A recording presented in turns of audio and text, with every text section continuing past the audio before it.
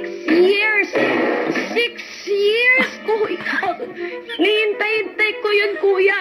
Yung mga sinasabi mo, tas ginagawa ko, kuya, para lang makita ko sa si Edward. Upo lang, higa. Meron na siya, kita niya na si may pillow pa, kuya. May kiss pa, kuya. May sabi pang, to Edward, love you. Ako, kuya. Nainggit ako ka, Edward. Tatampo ako sa'yo. Natapos kang... Sikreto ang ipapaalam ko sa inyong dalawa. Nalalapit na ang pagbisita ni Enrique sa ating bahay. Oh, this is gonna be good. We have to make this extra special. Magplano kayong dalawa para masurpresa talaga si Maymay. Pero hindi pwedeng malaman ng mga housemates ninyo ang tungkol dito. Okay po. Sina Edward at Kisses agad na nag-usap. I don't know what he does. It's just the walk. I can do the walk. Like, I know it's my task, and I'll try and do my best, but I think my already, her expectation is, But she's still hoping. Yeah. I think she's not going to expect that this is the second date. And that's when she's going to expect. You're right. Then I'm going to say, hey, Mama, you got a date with me, I'm Enrique. And then you're going to go there, and then the real Enrique. So it's going to be like this low, and then suddenly high. Okay. Yeah, I'll try and do the best. But you can do it. Yeah.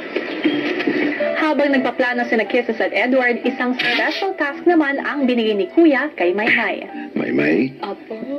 aatasan kita na gumawa ng isang dance choreography at ituturo mo ito. Magkakaroon ka ng isang espesyal na klase. Kaya dapat pagbutihan mo to.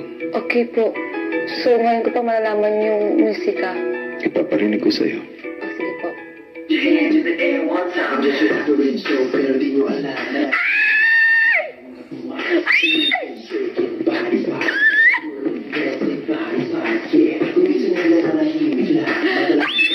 Enrique!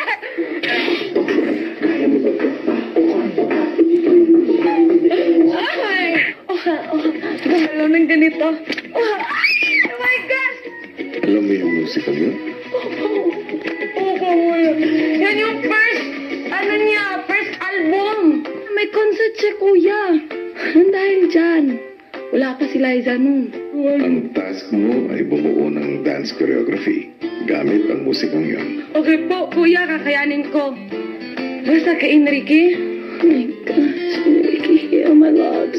It's okay, baby. Buti na lang kanta niya. Susunod ang iba pang detalye sa Pink 2. 1, 2.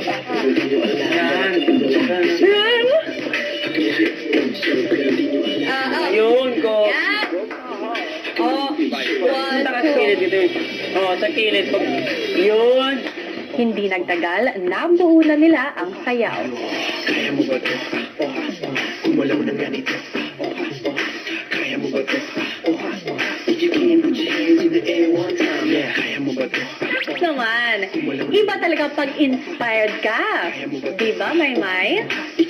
Ilang sandali pa at pinatawag na ni Kuya si Maymay. Dumating na ang oras para sa inyong dance class.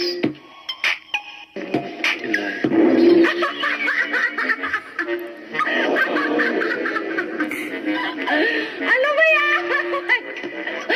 Kuya! Oh my God! Hello! Habang sa loob ng bahay, sinabi na ni Edward ang sorpresa para kay Maymay. My has been denied Enrique many times.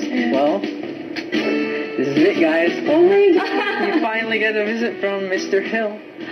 That's what that's for. Oh! Nakakatuwa. Nakakatuwa kasi syempre, nakita naman talaga namin yung porsigido ni Ate May na makita talaga si Enrique. Tsaka nandun naman kami, talagang sinusuportahan po namin si Ate May. Kasama siya. Umaasa talaga kami. Samantala, sa activity area, Alam ko mga dancer kayo, sana magustuhan yung ginawa ko sa inyo. Sige, unang step. Kaya mo ba to? 1, 2, 3. Oha, oha. Yan. Kaya mo ba to? Oha, oha. Ang housemate Masaya po ko para kay Ate Maymay